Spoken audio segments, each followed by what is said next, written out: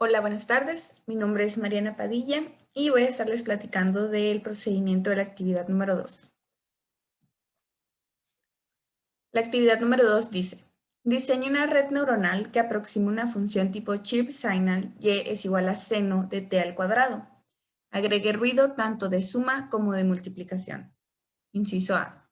Reporte y explique las métricas vistas en clase, tales como el performance, gráficas, etc., que den evidencia de que se encontró la mejor estructura neuronal posible. Para el procedimiento, empezamos en la ventana de comandos de MATLAB. Primero se definió t para que tomara valores de menos 2pi a 2pi. Después se definió la función y, que es igual a seno de t al cuadrado. Y para el siguiente paso se necesitaba una función con ruido tanto sumativo como multiplicativo. Por lo tanto, a partir de la función y con el comando rand en MATLAB se estructuró la función y1. Con el comando plot se puede observar el comportamiento de la primera función y en el intervalo del tiempo t. Posteriormente, con ayuda del comando hold on, ambas funciones se muestran en una misma figura para poder observarlas y compararlas. En la figura, la función de color rojo es la primera función y la función de color azul es la función con ruido y1. Después, desde la pestaña Aplicaciones de MATLAB, se seleccionó el Neural Net Fitting App. Después, en la sección de Select Data, se tomó el conjunto de datos T como inputs y la función y1 como targets. En la sección de Validation en Test Data, las muestras arrojadas por defecto se mantuvieron en 70% para el entrenamiento, 15% para la validación y 15% para el test. En la sección de Network Architecture se eligieron 19 neuronas en la capa oculta. La razón es porque 19 es el número mínimo con el que se toman en cuenta todas las concavidades de la función y1. Y esto se llegó por conclusión por medio de experimentación de parte del equipo. Y por último, también se notó que con una cantidad mayor de 19 neuronas, el fitting empieza a modelar ruido, empieza a modelar el ruido. Para este caso, se eligió el algoritmo Bayesian Regularization, ya que está diseñado para sistemas con ruido. Y pues esta es una característica que distingue a las funciones de tipo chirp. Por la necesidad de resultados aún más precisos, se volvió a entrenar, es decir, reentrenamos la red haciendo clic en el botón Retrain. Esto dio como resultado un cambio en los pesos y vallas iniciales de la red, dando como resultado una red mejorada. Como resultado final se obtuvo un entrenamiento con la regulación bayesiana. Después podemos observar que tuvimos como resultado una red de 2 capas. La primera capa es la que se oculta con 19 neuronas sigmoides y la segunda capa es la capa de salida con una neurona lineal. También tenemos una red reentrenada en 908 iteraciones. Tenemos un mean squared error relativamente pequeño y el valor de MU alcanzó su máximo valor. También podemos ver que como resultados tenemos 5 gráficos del comportamiento de la red neuronal, que está el performance, el training state, el histograma error, regresión y fit. Si le damos clic en performance, nos muestra la siguiente figura. Esta gráfica muestra la variación en el error cuadrático medio, es decir, el mean squared error, con respecto a las épocas. Entonces, se puede observar que a medida que va aumentando el número de épocas, el error disminuye. Entonces, aquí está nuestra primera buena señal. Si damos clic en Training State, nos muestra varias gráficas. La primera muestra la variación en el coeficiente de gradiente con respecto al número de épocas. El valor final de este coeficiente en la época número 908 es 0.001035. que es aproximadamente cercano a 0. Y entre más mínimo el valor de coeficiente de gradiente, mejor será el training y el test de las redes. Y aquí está nuestra segunda buena señal. En la segunda gráfica observamos cómo el valor de MU alcanza su valor máximo en la época 908. Es por eso que el entrenamiento se detiene. Entonces, cuando el MU alcance su valor máximo, indica que entrenamientos adicionales no mejorarán el aprendizaje. Los siguientes gráficos de regresión muestran los resultados de la red con respecto a los targets para el conjunto de entrenamiento y prueba, para el conjunto de training y test. El valor de regresión R mide la correlación entre las salidas y los targets, donde 1, si el valor de R es 1, la relación o cercano a 1, la relación va a ser muy cercana. Pero si el valor de R es 0 o cercano a 0, hay una relación random, es decir, muy poca relación o 0 relación. Y aquí, en estas gráficas, se puede observar que los valores de R rondan por los 0.70. Por lo tanto, hay una relación cercana a los targets y a las salidas. Hay que recordar que para el test se tomó el 15% de las muestras y 70% para el entrenamiento. Por lo tanto, eso explica las diferentes densidades de los gráficos.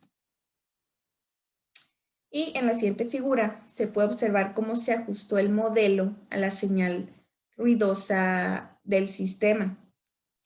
Entonces, por conclusión, encontramos una muy buena estructura neuronal posible para el problema. El algoritmo de regularización bayesiano es uno de los muchos que se utilizan para entrenar redes neuronales. Antes de entrar de lleno a cómo funciona este algoritmo, es necesario entender el enfoque. La idea que maneja este algoritmo es suponer una función de densidad de probabilidad a priori para los pesos de la red, y a medida que se obtengan datos, calcular la densidad de probabilidad posterior de estos pesos. Es decir, se va actualizando conforme avanzan las iteraciones. Además, hay otro dato importante aquí. Se menciona la probabilidad a priori, lo que significa que se incluye la información que ya tenemos de los datos al empezar.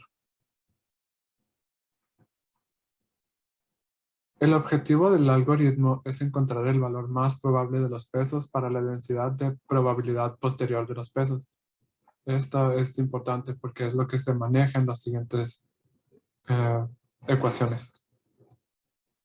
La ventaja es que al resolver el problema de optimización de pesos de la red, se resuelve el problema de sobreentrenamiento. Por lo tanto, tenemos menos probabilidad de que se absorba el ruido dentro del modelo. La ley de Bayes dice que la densidad de probabilidad posterior de los datos está en función del vector de pesos de la red neuronal, el conjunto de datos utilizados para el entrenamiento y la representación del modelo neuronal que se está entrenando. Y del lado derecho de la ecuación tenemos la densidad de probabilidad posterior de los pesos, la densidad de probabilidad a priori, densidad de probabilidad condicional de que los datos ocurran dados los pesos y el factor de normalización, que este último es un factor que asegura que la probabilidad sea 1 cuando mucho. Al aplicar el enfoque de regularización a las redes neuronales, o sea, incluyendo la regularización bayesiana, se agregan dos nuevos parámetros que son alfa y beta. Aquí también podemos observar a qué se refiere cada uno de los términos. Tenemos la probabilidad condicional, la probabilidad a priori y la densidad, la probabilidad posterior. Y continúa el factor de normalización, tal cual. Los parámetros alfa y beta están en función de los pesos y de los errores. Alfa se encuentra en función de el peso más probable, multiplicado por el error de los pesos, ambos dividiendo al nuevo parámetro gamma, que este también es el número efectivo de parámetros, una medida de cuántos pesos de la red están reduciendo efectivamente la función error. En el caso de beta, es muy similar, solo que se consideran los errores de los datos de entrenamiento y la probabilidad menos gamma. Muy bien, el entrenamiento de la red. Esta se puede hacer en 6 pasos, que serían: el primero, inicializar los pesos de la red, o sea, los parámetros W. Una de estas selecciones puede ser alfa igual a 0 y beta igual a 0, de tal forma que no haya un gran impacto en la red. El segundo punto es minimizar la función m de W igual al error de los datos de entrenamiento más los errores de los pesos con algún método convencional. Uno de los más usados en este caso es el Levenberg-Marquardt, ya que este se utiliza mucho en los problemas, bueno, se utiliza mucho para optimizar los problemas de mínimos cuadrados, que son los problemas a los que se enfrentan los pares de datos para formar los modelos, que es precisamente lo que se está haciendo en este caso. Además de sus usos comunes, el modelo Levenberg-Marquardt también maneja una matriz hessiana, y esto da pie a saltarnos el paso 3, que es calcular otra matriz hessiana. El cuarto paso, con el valor de la hessiana calculada en el paso anterior, calcular el número efectivo de parámetros, que como ya lo mencioné es la gamma. El quinto paso es computar los valores para alfa y para beta. Y el sexto sería repetir los pasos hasta que esto converja, hasta que el sistema converja.